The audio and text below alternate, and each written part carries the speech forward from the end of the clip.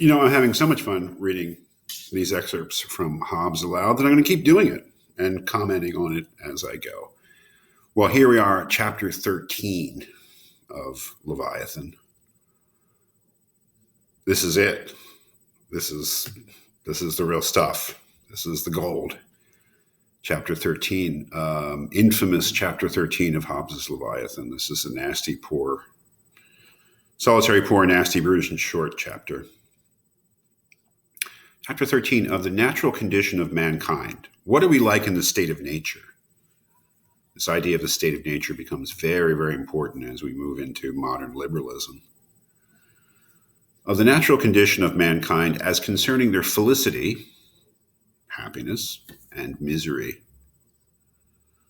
Nature hath made men so equal in the faculties of body and mind, as that, though there be found one man sometimes manifestly stronger in body or of quicker mind than another, yet when all is reckoned together, the difference between man and man is not so considerable as that. Okay, so we'll stop there. First of all, again, picking up on a theme from the introduction, we're all basically alike. We're really not that special. We individuals are pretty much the same, and we're equal in terms of our physical abilities and in terms of our intelligence. There's really not that much that separates us one from another. He wants to say. But then he picks up to make his point. He says, the difference between man and man, of course, that would mean between human being and human being, is not so considerable as that one man can thereupon claim to himself any benefit to which another may not pretend as well as he. For as to the strength of body, the weakest has strength enough to kill the strongest, either by secret machination or by confederacy with others that are in the same danger with himself. And as to the faculties of the mind, intelligence, setting aside the arts grounded upon words, and especially that skill of proceeding upon general and infallible rules called science, which very few have, and but in few things, as being not a native faculty born with us, nor attained as prudence, while we look after somewhat else, I find yet a greater equality amongst men than that of strength. That is, when it comes to basic intelligence, there's even less to distinguish us. We're all about the same strength, and even more so, we're all about the same intelligence. I think he's right. Definitely right. I mean, some of us, who've spent years studying particular subjects and trained our minds in something called education and dedication to learning a field or a craft, some of us are more accomplished. But when it comes to basic intelligence, we're about equal. For prudence is just practical wisdom, right? Prudence is but experience, which equal time equally bestows on all men in those things they equally apply themselves unto. That which may perhaps make such equality incredible, you may not believe me, what may make you not believe me, he's saying, is but a vain conceit of one's own wisdom. We all like to think we're pretty smart, which almost all men think they have in greater degree than the vulgar. That is, than all men but themselves, and a few others, whom by fame or by concurring with themselves they approve. So, it's just vanity that people think that they're smarter than other people. For such is the nature of men, that howsoever they may acknowledge many others to be more witty or more eloquent or more learned, yet they will hardly believe that there be many so wise as themselves. For they see their own wit at hand. You see your own wit, your own intelligence up close, and other men's at a distance. Very interesting. But this proveth rather that men are in that point equal than unequal. For there is not ordinarily a greater sign of the equal distribution of anything than that every man is contented with his share. Great irony there. Wow. So we're all, what has he established here? Something very important. We're all pretty much equal in power, both physical and mental power. As human beings, one of us is pretty much as capable of the other. It seemed to be a good thing. It's not, politically speaking, and we'll see why it's a kind of a disaster. because look what he says next. From this equality of ability ariseth equality of hope in the attaining of our ends. So it's just because we know we're just as strong, we're pretty much as strong or pretty much as smart as the next person. We're all equally hopeful in getting what we want. We have equality of hope in the attaining of our ends. And therefore, if any two men desire the same thing, which nevertheless they cannot both enjoy, they become enemies. And in the way to their end, their purpose, which is principally their own conservation, and sometimes their delectation only, right? Your purpose, of course, is your own conservation, protecting yourself, but sometimes it's just pure pleasure, delectation. Endeavor to destroy or subdue one another. Okay, so instantly, out of the equality between individuals, we have conflict. Why shouldn't I get that thing? If two individuals want something that they can't both have, and they know each other that they're pretty much equal, then why should I let you have it?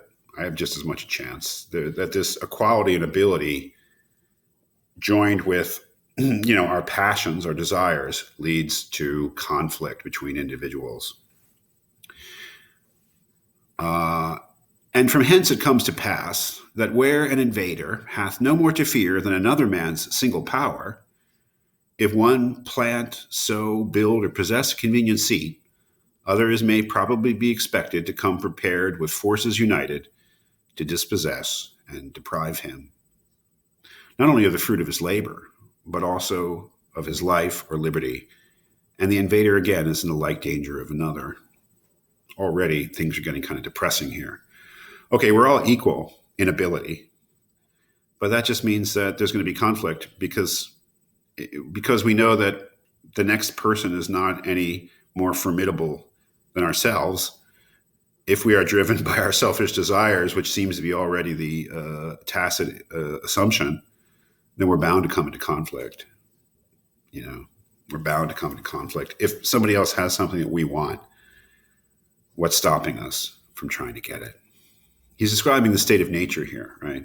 He's describing the state of human beings without the Leviathan, without the government.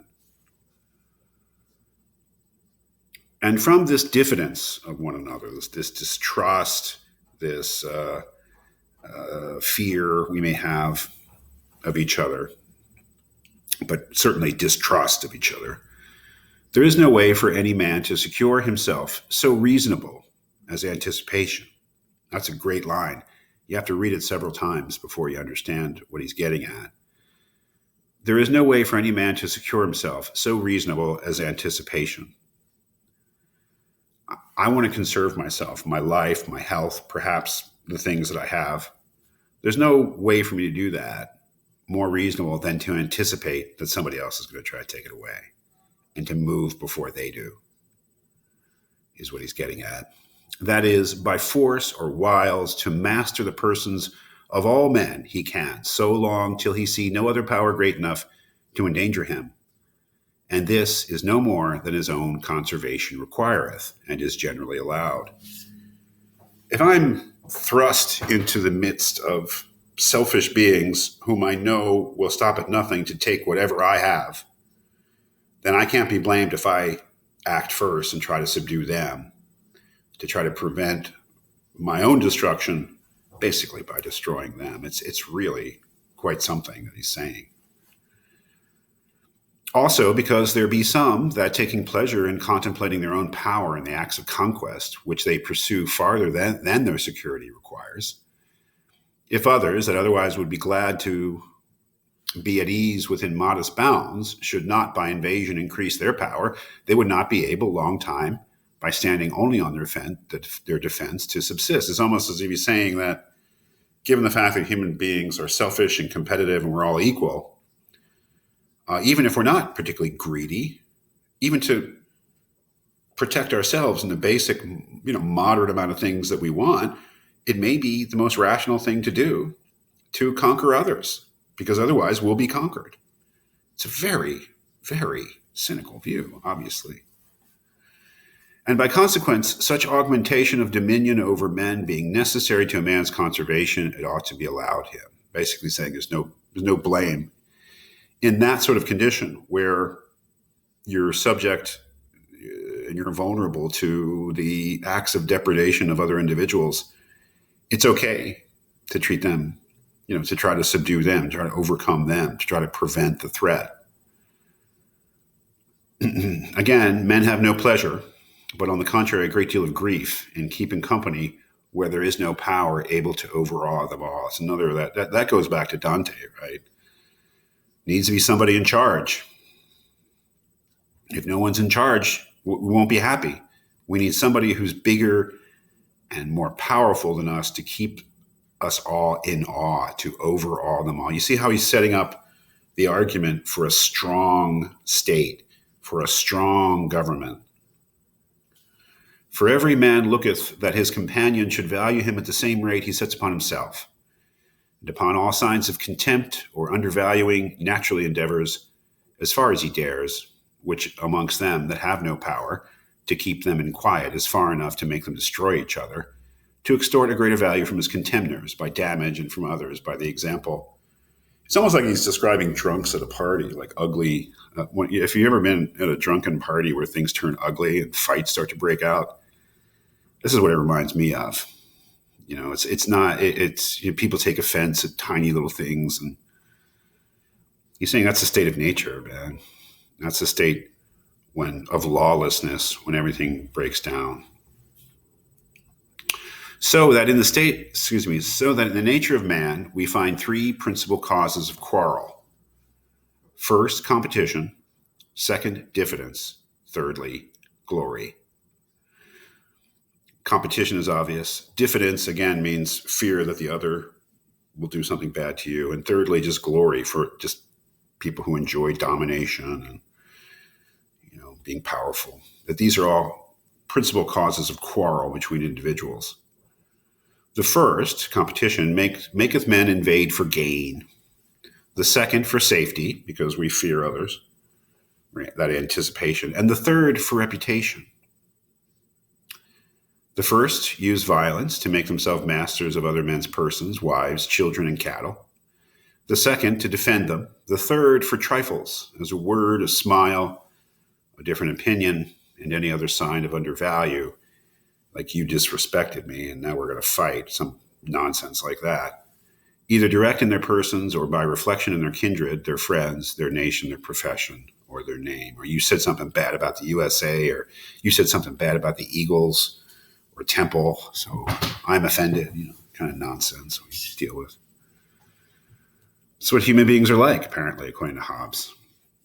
So he says, hereby it is manifest, it is clear that during the time men live without a common power to keep them all in awe, without that Leviathan to keep us in our place, they are in that condition which is called war. And such a war as is of every man against every man, the bellum omnium contra omnes in Latin, the war of everyone against everyone else. He's describing the state of nature, the state that human beings are in before they've formed a government. And that state of nature is a state of war. And it's the worst kind of war because it's the war of everyone against everyone else. For war consisteth not in battle only, or the act of fighting, but in attractive time, wherein the will to contend by battle is sufficiently known, right? So you don't have to be fighting that day to be at war. You're at war if you know that the other side wants to kill you and you are willing to kill them, right? And therefore, the notion of time is to be considered in the nature of war as it is in the nature of weather.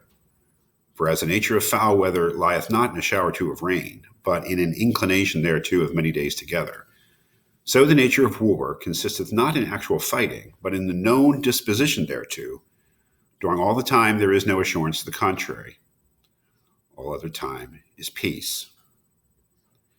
So the state of nature is state of war. What is that state like? I'll leave it to the next video. The next paragraph is one of the most famous, disturbing, and great paragraphs in English language, philosophy, literature, whatever you want to call it.